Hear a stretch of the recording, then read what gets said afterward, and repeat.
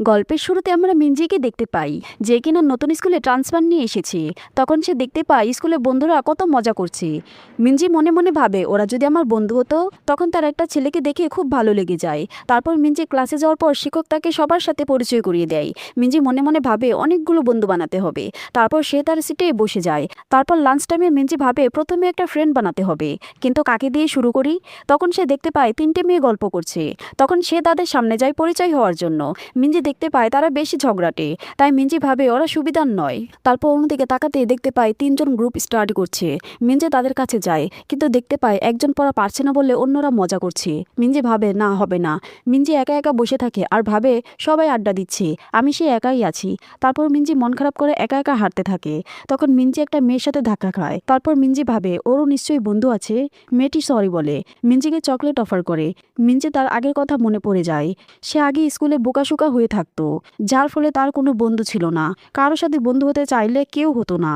তখন মিঞ্জির মন খুব খারাপ হয়ে যেত, তাই সে নিজেকে মডার্ন বানিয়ে স্কুল চেঞ্জ করেছে। বর্তমানে আসলে মিঞ্জি মেয়েটাকে ধন্যবাদ জানায়। তারপর মিঞ্জি খুশি হয়ে ক্লাসে আসে আর ভাবে মনে হয় এই স্কুলে সবকিছু ভালোই হবে। তারপর 3জন মেয়ে মিঞ্জির সাথে পরিচয় হতে আসে। 3জন মেয়ের নাম ছিল হানজুমান, ন্যানজি, কিমরাই। তখন মিঞ্জি ভাবে ওদের মতো স্মার্ট মেয়েরা আমার সাথে কথা বলছে। হানজুমা বলে, মিঞ্জি তুমি খুব সুন্দর দেখতে। তারপর মিঞ্জি ভাবে আমার নতুন স্টাইল কাজে দিয়েছে। তারপর তারা কিছুক্ষণ গল্প করে। তারপর তারা মিঞ্জিকে লাঞ্চ করার অফার দেয়। মিঞ্জি খুশি হয়ে যায়। তারা যাওয়ার সময় তাদের পায়ে একটা বল এসে পড়ে। তারপর হানজুমা বলে, চলো তোমাকে ওদের সাথে পরিচয় করিয়ে দেই। মিঞ্জি ভাবে ওই হ্যান্ডসাম ছেলেটা নিশ্চয়ই আমার মতো মেয়ের সাথে কথা বলবে না। মিঞ্জি তাদের সামনে গিয়ে নার্ভাস হয়ে যায়। তখন একজন অন্যজনকে বলে, তোমরা এই মেয়েটার কথাই বলছিলে তাই না? তারপর তারা পরিচয় হয়। একজন বলে আমি সিং হাইজং, আর অন্য ছেলেটি বলে আমি কিম সুংসো। তারপর মিঞ্জি ভাবে আমার তো ভয় লাগছে ওদের চোখের দিকে তাকাতে, কথা বলবো কিভাবে। তারপর মিঞ্জি নিজেই নিজেকে বলে, না ভয় পেলে চলবে না, আমাকে সাহসী হতে হবে।